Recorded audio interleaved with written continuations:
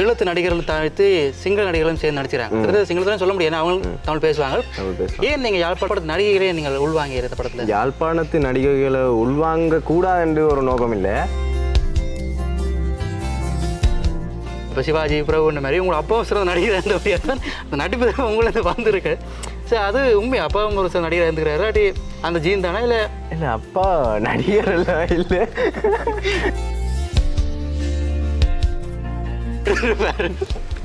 அதே கையை சுலபமாக நடக்கிறார். அது 8 டேக்கு மேலே போச்சு. ஸோ இதே 8 டேக்கு நான் சொல்லுறேன் நிறைய போயிட்டு. ஆனால் அந்த கேரக்டர் இப்போ இங்கே அந்த ஆளை காண இல்லையே. ஆள் வந்து வீட்டை கொஞ்சம் ஃபேமிலி இஷ்யூவால் கொஞ்சம் தலையில் பூரா மட்டும் ரொம்ப சீரியஸாக இருந்து யாருன்னு யோசிப்பீங்க. இந்த சுடி சொல்லி இவன் தானே கொஞ்சம் சீரியஸாக இருக்கிறான், இவனை பார்த்தா கூலாகவே இருக்கிறான், படத்துக்கு கொஞ்சம் சம்மந்தம் மாதிரி இருக்கிறான்னா அப்படியோட கேரக்டர் பிடிச்சி யாரை சொல்லுங்க. இவங்க வந்து ரொம்ப சீரியஸ், இவங்க ரொம்ப கூலிங்காக இருந்தான் அப்படி 2 பேரும் சொல்லுங்க. இவங்க சொல்ல முடியுமா?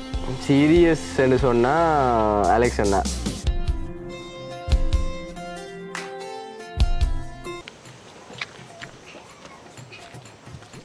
சார் அன்றில் சார் சார் ஒரு செல்ஃபி எடுக்கும் சார் டாக்டர். ஓகே ஓகேவா? இல்லை ஏன் பதைக்கிறீங்க? சரி விட படம் ப்ரொமோஷன் பண்ணிட்டீங்க போல கதைப்பாங்க என் படத்தை பற்றி. சரி சரி கவலைப்படாம கதைப்பாங்க ஃபுல்லாக காய்ச்சிட்டு இருப்போம். எப்போ படம் ரிலீஸ் அதே சொல்லுவாங்க. இல்லை செப்டம்பர் கடைசி டேட் என்ன ஃபிக்ஸ் பண்ணல, ஒரு நல்ல டேட்டாக குறித்து போட்டு ஒரு நல்லா அப்பா சொல்ல போகிறீங்களாப்பா கடைசியாக? சரி சரி, இப்போ ஒரு 10 நாள் கூட இருந்துட்டோம் ஏடின்னு சொல்லி கொண்டு கூட்டின்னு வச்சு பார்த்தாவே பார்த்துட்டீங்க. இந்த 10 நாள் மறக்க முடியாத சூழ்நிலை வந்துட்டீங்க. நல்ல விதமாக நான் சொல்லல, கவலையோட சொல்கிறேன், மறக்க முடியாது. இந்த 10 நாளில் எங்களுக்கு அந்த சூழ்நிலை வந்தவரை உங்களுக்கும் அப்படி இருக்குமே, அதை கொஞ்சம் லைட்டாக எடுத்து விட்டிங்கன்னா நல்லா இருக்கும் எங்களுக்கு. எங்கே சரி சேர்ந்து கட்டு போயிட்டேன். சரி, இப்போ ஆண்டல் படம் ஃபர்ஸ்ட் டைம் ஆர்கே வந்து கதை சொல்லிப்பான். இந்த கதையை நான் திரும்ப கேட்கும்போது ஏயா கஷ்டப்படுத்துன்னு கேட்கக்கூடாது. ஸோ ஃபர்ஸ்ட் டைம் ஆர்கே வந்து கதை சொல்லிட்டேன். ஸோ கதை உங்களுக்கு பிடிச்சிட்டு ஃபர்ஸ்ட் மைண்டில் என்ன விஷயம் வந்துச்சு உங்களுக்கு? மைண்டில் ஏதாவது பண்ணி பார்ப்போம் வேணும் வந்துச்சு. ஃபர்ஸ்ட்டுக்கு ஒரு 7 லட்சம் பட்ஜெட் போட்டேன். ஆர்கே வந்து ஒரு 70 லட்சத்துக்கு கொண்டு விட்டுருக்கு. ஈழத்து சங்கரன் அவர் சொல்லலாம். ஈழத்து சங்கர் சரி அப்படி சொல்லலாம். இந்த படத்தில் வந்து ஈழத்து நடிகர்கள் தவிர்த்து சிங்கள நடிகர்களும் சேர்ந்து நடிச்சிருக்காங்க. சிங்களத்தான் சொல்ல முடியாது, அவங்க தமிழ் பேசுவாங்க. ஏன் நீங்கள் யாழ்ப்பாணத்து நடிகைகளே நீங்கள் உள்வாங்கி இந்த படத்தில்? யாழ்ப்பாணத்து நடிகைகளை உள்வாங்க கூடாது என்று ஒரு நோக்கம் இல்லை. என்னத்துக்குன்னு சொன்னால், இப்போ நாங்கள் ஃபர்ஸ்ட்டு ஃபிலிம், இப்போ நாங்களே ஃபேமஸ் இல்லாத ஒரு ஆக்கள், அப்போ கொஞ்சம் ஃபேமஸான ஆக்கள் இறக்கினா தான் எங்களை படத்துக்கு ஒரு ப்ரொமோஷன் இருக்குமென்றதுக்கு அப்படி தான் கொழும்புல இருந்து இறக்கினதுக்கு ரீசன் அதான். ஓகே, அதுவும் நல்ல விஷயம். அறிமுகம் எங்களுக்கு இல்லை, நான் அறிமுகம் இருக்கிற வச்சு நாங்கள் அறிமுகம் ஆகிக்கலாம். அதோட பிஸ்னஸ் ரீதியாக நாங்கள் அவங்கள பயன்படுத்திக் கொள்ளலாம். அதுக்கு அவங்க ஹெல்ப் பண்ணுறாங்களா? சில பேருக்கு ஹெல்ப் பண்ணுறாங்க, சில பேர் அவங்களோட இதை வேலையை தான் பார்க்குறாங்க, ஒன்றும் செய்யலை. அது அவங்களா யோசித்து செய்யணும் தானே. பார்ப்போம், இனி வர்ற இதுகளுக்கு செய்வாங்கன்னு நம்புகிறேன். பார்ப்போம். படம் அது அன்றில் ஸ்டார்ட் பண்ண போகிறீங்க. இப்போ இதுக்கு முன்னுக்கெல்லாம் சில விஷயம் படிச்சிருப்பீங்க, ஸ்கூல் யூனிவர்சிட்டி அப்படிலாம் போயிருவீங்க. அப்போ வீட்டு என்ன சொன்னாங்க? ஃபர்ஸ்ட் டைம் அம்மா நான் படம் பண்ண போகிறேன், அப்பா நான் படம் போகிறேன்னு சொல்லுவாங்க. அவங்க என்ன சொன்னாங்க? என்ன வளமையாக வீட்டு நடக்கிறது, யாருமே ஒதுக்கொள்ள மாட்டாங்க தானே. ஒரு படம் பண்ண போகிறோம், படிப்பை விட்டுட்டு இதுக்குள்ளே வரேன், சினிமாவுக்குள்ள வரேன், ஆட்ட போறியா அதெல்லாம் கேட்பாங்க. போய் 2 ஆடிக்கொண்டு இருக்க போறியா இதெல்லாம் கேட்பாங்க தானே. நார்மலாக அது எல்லாருக்குமே நடக்கும். ஆனால் நான் வந்து சொன்னேன், இதான் சுச்சுவேஷன், எனக்கு இதான் விருப்பம், நீங்களே ஒரு டிசிஷன் எடுங்க என்ன சொன்னேன். அவங்க சொன்னாங்க, படித்து முடிச்சுட்டு நீ என்ன வேணாலும் செய், அதுக்கு பிறகு உனக்கு கேட்கவே மாட்டேன், நீ படித்து ஒரு ஜாப் ஒன்று எடுத்துகிட்டு நீ என்ன வேணாலும் செய்யினாங்க. ஆனால் அந்த படித்து ஒரு ஜாப் எடுத்து வெளியில் வர்றதுக்குள்ளே எங்களுக்கு 25-26 வயசு ஆயிரும். அதுக்கு அங்கால 28 வயசில் ஒரு தொழிலுக்கு போய் அங்கால உழைச்சி இனி அங்கால 30 வயசான கல்யாணம் கட்டணும், அப்படியே போயிடும். வாய்ப்பே இல்லை, கடைசி வந்தாலும் சான்ஸே இல்லை. இப்போ ட்ரை பண்ணால் தான் ஏதாவது ஒரு சான்ஸ் கிடைக்கும். அதனால நான் அம்மாவுக்கு எக்ஸ்பிளைன் பண்ணேன், இப்படி தான் சிச்சுவேஷன், இதை வந்து நீங்கள் கொஞ்சம் புரிஞ்சுக்கிட்டு எனக்கு கொஞ்சம் சான்ஸ் தந்து பாருங்கள், ஃபர்ஸ்ட்டாக ஒரு சான்ஸ் தந்து பாருங்கள், இல்லாட்டி நான் நீங்கள் சொல்கிற மாதிரியே செய்கிறேன்னு சொன்னேன்.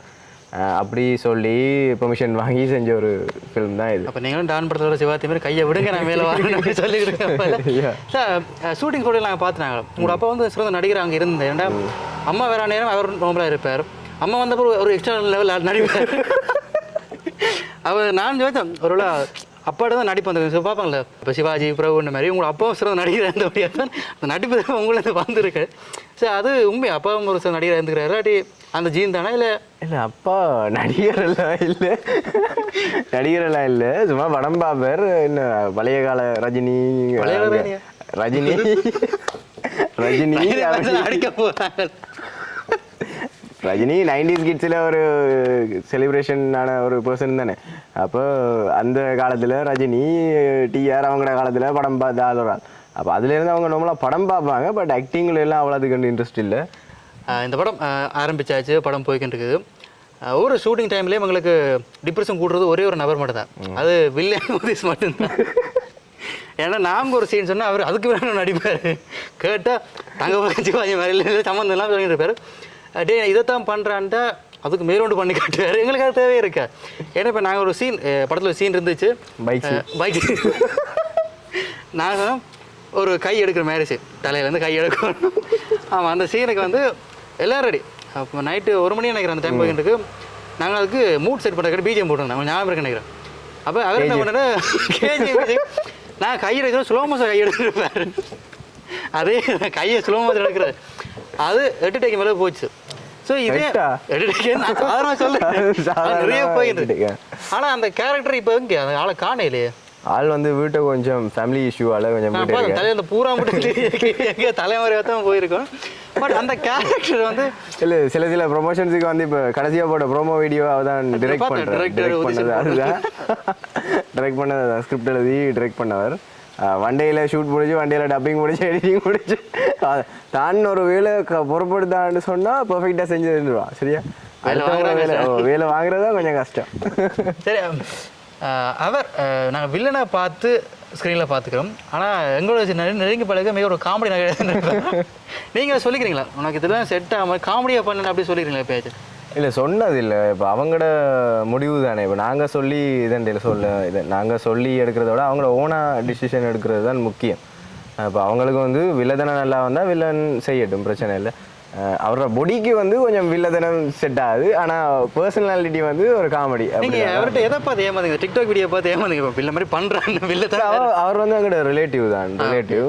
அவர் வந்து அவங்களோட அத்தை எல்லாம் டிக்டாக் செய்கிறவங்க. அப்போ அவரும் மோஸ்ட்லி இந்த டிக்டாக் வீடியோஸ் எல்லாம் நல்லா தான் செஞ்சுட்டு இருப்பேன். டிக்டாக் செலிபிரிட்டி சொல்லலாம், டிக்டாக் செலிபிரிட்டின்னே சொல்ல. டிக்டாக் வீடியோஸ் எல்லாம் மோஸ்ட்லி சட்டப்படி செஞ்சுட்டு இருப்பார். ஆனால் ஷூட்டிங் டைம்லாம் கொஞ்சம் 16 டேக் போயிட்டார். அது ஒரு சீனில் நிறைய சீனில் போயிடுச்சு. இப்போ அதில் சினிமாட்டோகிராஃபர் கொஞ்சம் பேசின அப்போ தான் தான் கதைக்க மாட்டேன், எனக்கு கதைக்க மாட்டேன்னு சொன்னார். இப்போ இந்த 2 4 பேர் திருப்பி பழைய மாதிரி வந்துட்டார். இந்த படம் உங்களுக்கு கொஞ்சம் வாழ்க்கையில் முக்கியமான படமாக இருக்குது. ஏன்னா முதல் 2 படங்கள் நடிச்சிருந்தாலும் இதான் வெளிவர போதும். அதில் நீங்கள் ஒரு ப்ரொடியூசராக இருக்கிறீங்க, நிறைய துன்பங்கள் கஷ்டங்கள் தாண்டி வந்துடுவீங்க. இந்த தருணம் எப்படின்ற கேள்வி நான் கட்டாயம் கேட்டே ஆகணும். ஏன்னா நடிகரன் சார்ந்த ஒரு தனி ஒரு பாதையாக போகும், ப்ரொடியூசர் தனி வேலை. டெண்டனிங் செய்யக்க அது எப்படி உங்களுக்கு இருந்தது? நடிக்கிறதே ஒரு பெரிய வேலை தான். அதோடு சேர்ந்து ப்ரொடக்ஷனும் பார்க்குறது அதோட பெரிய வேலை. இப்போ நாங்கள் ஒரு சின்ன ஒரு சாமான் வாங்குறதுக்கு கூட நாங்கள் கையில் காசு கொடுக்கணும் டக்குண்டு. இப்போ ஆக்டிங்கோட ஸ்கிரிப்டையும் பார்க்கணும், நடிக்கிறது இந்த ப்ரொடக்ஷன் வேலையும் பார்க்கணும். ப்ரொடக்ஷன் மேனேஜர் வந்து இந்த சாமான் வாங்குறது காசு தாண்டா, நடிச்சு கொண்டிருக்கக்குள்ள காசு கையில் இருக்காது. அப்புறம் அடிச்சு ஃபோன் அடிச்சு பேங்கில் எடுத்துகிட்டு வாங்கன்னு சொல்லி அந்த வேலையை முடிக்கணும். மிஞ்சால பக்கம் நடிப்பையும் பார்க்கணும், மிஞ்சால பக்கம் ப்ரொடக்ஷன் வேலையும் பார்க்கணும். அது சரியான கஷ்டம் தான். இப்போ இஞ்சால பக்கம் நடிப்பு முடிஞ்ச அப்புறம் ப்ரொடக்ஷன் வேலை போய்க்கொண்டிருக்கு. ரெண்டுமே சரியான கஷ்டமான ஒரு வேலை தான். அதில் நான் கண்டிப்பாக அலெக்ஸ் எப்படி கேட்க வேணும். ஏன்னா அலெக்ஸ் வந்து ஷூட்டிங் ஷூட் வந்தால் ஒரு டெரர் பீஸாக தெரியாது. ஷார்ட் அடி அதுக்குள்ள முடிச்சிடும், டக்குனு விட்டுருவோம் மாதிரியே தெரியாது. அவர் எப்படி ஹேண்டில் பண்ணீங்க? அவரை எப்படி ஹேண்டில் பண்ணுறேன்டான்னா 6 மணிக்கு மேலே நல்லா ஹேண்டில் பண்ணுவோம் நாங்கள். 6 மணிக்கு முன்னே கொஞ்சம் கஷ்டம் தான். எடிட்டிங்கில் உங்களுக்கு எப்படி? எடிட்டிங் பர்ஃபெக்டாக புதுசாக இருக்குது. அவரே ஒரு கட் ஒன்று போட்டு வச்சுருக்காரு. இப்போ படத்துக்கு பார்த்தோன்னா நல்லா இருக்குது. கொஞ்சம் ஸ்க்ரீன் பிளே எல்லாம் மாற்றி இது செஞ்சு வச்சுருக்காரு, நல்லா இருக்குது. படத்தில் நிறைய விஷயங்கள் எடிட்டிங்கில் கொண்டு வரேன்னு சொல்லுவோம், எடிட்டிங்லேயே மாற்றிருக்கு. இதை தாண்டி மியூசிக்னு பார்க்கலாம். ஏன்னா ஃபர்ஸ்ட்டு உங்களுக்கு சாங் வந்துச்சு, அவள் தான படம், சாரி அவள் தான சாங் வந்துச்சு. கிட்டத்தட்ட 40,000 பேர் பார்த்துருக்காங்க பாடல். அந்த ஒரு பாடல் இருக்க படத்தில் வேறு பாட்டெல்லாம் சர்ப்ரைஸ் வச்சு இல்லை ஒரு பாட்டு தான் இருக்குது. காதல் படம் சொல்லி ஒரே ஒரு பாட்டு வச்சுருக்கீங்கன்னா இப்போ படம் ஃபுல்லாக பாட்ட போடல. அதுதானே டியூரேஷனே 1:30 அப்படி தான் வரும், அதுக்குள்ளாம் வரும். அப்படின்றக்குள்ள ஒரு 5 நிமிஷம் பாட்டு ஒன்று இருக்கிறது நல்ல மனுப்படுது. ஏன்னா ஒரு 10-15 பாட்டை வச்சு விட்டா படம் ஃபுல்லாக பாட்டாக தான் இருக்கும். அந்த மாதிரி யோசிக்கிறீங்க. மேபி நீங்கள் அடுத்தடுத்த ஃபிலிம் பண்ணக்க இதே மாதிரி ஒரே சாங் வைக்க பார்த்தீங்கன்னா 2-3 சாங் ஆட் பண்ணல, 2 சாங்ஸ் எடுக்க பார்ப்போம் நெக்ஸ்ட் ஃபிலிம்ஸில். நெக்ஸ்ட் ஃபிலிமுக்கு ஐடியா இருக்கா? இப்போது அதுவும் லவ் மாதிரி தானே வேற ஒரு இல்லை content வேற ஒரு கண்டென்ட் தான் எடுப்பேன். லவ் இதோட கேன்சல் இதோட cancel. பட் இல்ல இல்ல மேபி நான் வேற ஒரு கண்டு சொன்னா அதுலயே லவ்ஸ் இருக்குன்னு தானே லவ்ஸ் வந்து ஒரு பாட்டாக இருக்கும். லவ் இல்லாமல் ஒரு படம் எடுக்கல தானே. நார்மலாகவே அது ஃபேமிலி ஆடியன்ஸை பேஸ் பண்ண கூட லவ் வந்து கட்டாயம் அதுக்குள்ளே இருக்கணும். அது ஒரு பாட்டாக இருக்கும். பட் கண்டென்ட் வேறையாக இருக்கும். அப்படியான வேற ட்ரை பண்ண போறேன். ஓகே நான் இப்போ ஒரு ஆக்டராக நிறைய விஷயம் நாங்கள் சேவ் பண்ணாலும் ஒரு ஃப்ரெண்ட்ஸாக நாங்கள் இருந்தாலும் நான் மெயினாக கேட்குற விஷயம் வந்து இந்த ப்ரொடக்ஷன் சைட் தான். ஏன் திருப்பி திருப்பி அதிலே கேட்குறேன்னு சொல்லாங்க. இப்போ நான் ஒரு படம் பண்ணுறதே பெரிய விஷயம். அதாவது பழைய டிரெக்டரையோ ப்ரொடியூசரை கேட்டால் சொல்லுவாங்க படம் பண்ணுறது ஒரு கரு மாதிரி, அது குழந்தை வேறு மாதிரி நான் அதை பாதுகாக்கணும்னு சொல்லுவாங்க. ஸோ அதே விஷயத்தை நான் உங்களுக்கு கேட்குறேன். ஏன்னா ஏன் அந்த கீழே திருப்பதி கேட்குறேன் உங்களுக்கு இந்த ஏஜ் தான் சொல்கிறேன். ஒரு இந்த சின்ன வயசில் ஒரு படத்தை எடுத்து பண்ணுறேன்னு சொல்லிக்க நிறைய பொறுப்புகள் இன்னும் சொல்லுவாங்க. ஏதாவது குருவி தலையில் பனங்காய் வைக்கிறேன்னு சொல்லுவாங்க. அவ்வளோ பெரிய பேரப் இருக்கு, பாரம் ஒன்று இருக்கும். அது ஹேண்டில் பண்ணுறது கொஞ்சம் கஷ்டமான விஷயம். ஏன்னா முன் அனுபவங்கள் இல்லாத ஒரு பட்சத்தில் ஒரு முதலீடை போட்டு படம் எடுக்கிறதும் இதில் யாரை நம்ப முடியாத காரணங்கள் இருக்கும். இதுக்கு யார் அதிகமாக அவங்க சப்போர்ட்டாக இருந்தாங்க? இதுக்கு அதிகமாக சப்போர்ட் இருக்கிறது வந்து ஃபேமிலி தான். மோஸ்ட்லி அவங்களும் வந்து அவங்களுக்குண்டு ஒரு வேலை இருக்குது தானே. எங்களுக்கு வந்து எந்த நேரமும் இதை செய்ய அதை செய்யன்னு சொல்லி கொண்டிருக்கிறது அவங்களாலேயும். அவங்களுக்குண்டு ஒரு வேலை இருக்குது, எங்களுக்குண்டு ஒரு வேலை இருக்குது. அவங்களோட வேலையை அவங்க பார்க்க தான் வேணும். நாங்கள் போய் அவங்களோட வேலையை பார்க்கலாதே. அவங்களோட வேலையை அவங்க பார்ப்பாங்க. சில இதுகள் நான் எதுவும் ஓவராக ப்ரெஷர் ஆனால் வந்து இப்படி செய்யண்டு ஏதாவது ரெக்வெஸ்ட் பண்ணுவாங்க. பட் அது இதில் இருக்கிற அயந்தன் சிவா அண்ணா அவர் எல்லாம் கொஞ்சம் அட்வைஸ் பண்ணுவார். இது இப்படி செஞ்சால் நல்லா இருக்கும், சஜஷன் பண்ணுவார். அட்வைஸ் மீன்ஸ் ஏதாவது ஐடியா சொல்லுவார். அவ்வளோ புதுசாக சொல்லுவீனம் ஐடியாஸ். அப்போ அதுக்கேற்ற மாதிரி செய்கிறது தான். பெரிய விஷயமாக கேட்டுற போது நீங்களும் பார்த்துட்டு சரி கொஞ்சம் ஃபன்னாக கொண்டுடலாம்னு சொன்னால் ஷூட்டிங் ஸ்பாட்டில் வந்து ரொம்ப சீரியஸாக இருந்து யாருன்னு யோசிப்பீங்க. இந்த ஷூட்டிங் சொல்ல இவன் தானே கொஞ்சம் சீரியஸாக இருக்கிறான், இவனை பார்த்தா கூலாகவே இருக்கிறான், படத்துக்கு கொஞ்சம் சம்மந்தம் வேறு இருக்கிறான். அப்படின்ற கேரக்டர் பிரித்து யாரை சொல்லுங்க. இவங்க வந்து ரொம்ப சீரியஸ், இவங்க ரொம்ப கூலிங்காக இருந்தா அப்படி 2 பேரும் சொல்லுங்க. இவங்க சொல்ல முடியுமா? சீரியஸ்ன்னு சொன்னால் அலெக்ஸ் அண்ணா 6 மணிக்கு எழும்பி ஷூட்டிங் போயிலையாடே எழும்புங்கடா எல்லாருக்கும் கோல் வந்துடும். வீட்டு எல்லாருக்குமே கோல் வந்துடும். 6 மணிக்கு சரியாக ஷார்ப் இருக்கும். பார்த்தா அங்கே போய் சூரியன் உதிக்கிறதையும் காக்கா பறக்கிறதையும் எடுத்து வச்சுருவார் நேரத்துக்கு. அதுக்கப்புறம் நாங்கள் ஷூட் போக கணக்காக இருக்கும். ஒரு 6 மணிக்கு ஃபோன் அடிச்சாண்டா 7 மணி 8 மணிக்கு நாங்கள் போக ஷூட் எடுக்க அது கணக்காக இருக்கும். அந்த தான் சீரியஸாக இருந்தது. காமெடியாக இருந்த வரைக்கும் எங்களோட அப்பா வந்து அந்த ஷூட்டிங் ஸ்பாட்டை வச்சு காமெடி பண்ணிகிட்டு இருந்தேன். அது கொஞ்சம் கலகலப்பாக இருந்துச்சு. அதில் வச்சு அவர் அந்த எங்களுக்கு ப்ரெஷரை கொடுக்காம ஒரு ஜோக்கர் ஹேண்டில் பண்ணிக்கொண்டு இருந்தார். சரி, இந்த விஷயம் நாங்கள் பகிர்ந்து கொண்ட நேரத்துலையும் கூட இப்போ எங்களுக்கு என்ன முக்கியமான கேள்வி இருந்ததுன்னா இந்த ப்ரொமோஷன் தான். ஏன்னா சின்ன சோல்விங்க கூட நாங்கள் நிறைய விஷயமாக ப்ரொமோஷன் பண்ணுவோம். தெரிஞ்சாக்கள் தெரியாதவர்கள் எல்லாம் சேவணுங்க சொல்லி. ஆனால் ஒரு ஃபிலிமுக்கு சொல்லியே அதோட நாங்கள் மேலே போக வேண்டிய சூழ்நிலை இருக்குது. இப்போ கூட நீங்கள் வாகனத்துக்கு நாங்கள் ப்ரொமோஷன் பண்ண மாதிரி நிறைய விஷயங்கள் புதுசாக செய்வீங்கள். இதுலேயே வந்து ப்ரொமோஷனை தாண்டி ஒரு விஷயம் எங்களுக்கு தேவைன்னு சொன்னால் இந்த பிஸ்னஸ் தான். அதாவது இப்போ இந்த திரைப்படம் வந்து இலங்கை ஃபுல்லாக ஓட போதா, இல்லை யாழ்ப்பாணம் பவுனியான குறிப்பிட்ட பிரதேசமாக, இல்லை வெளிநாடுன்னு சொல்லி ஒரு ப்ரொமோஷன் இருக்குது, ஒரு பிஸ்னஸ் இருக்கும். உங்களோட படத்துக்கான பிஸ்னஸ் எப்படி இருக்குது? யாழ்ப்பாணம் பவுனியா 2 மாவட்டம் இருந்தால் இல்லை வெளிநாட்டில் இந்த படத்தை கொண்டு போகிற ஐடியாஸ் இருக்குது? வெளிநாடு டிஸ்ட்ரிபியூஷனும் செய்கிறோம். இப்போ டிஆர்எம் பிக்சர்ஸ் வந்து கன்ஃபார்ம் பண்ணியிருக்காங்க, கனடா அதுகளுக்கு கன்ஃபார்ம் பண்ணியிருக்காங்க. பட் அது பெல்ஜியமும் போடுறதுக்கு ஒரு பர்சனலாக கன்ஃபார்ம் பண்ணியிருக்கார். ஆஸ்திரேலியா, ஃப்ரான்ஸ், ஜெர்மன், லண்டன் அதுகளுக்கு காய்ச்சிட்ருக்கோம்.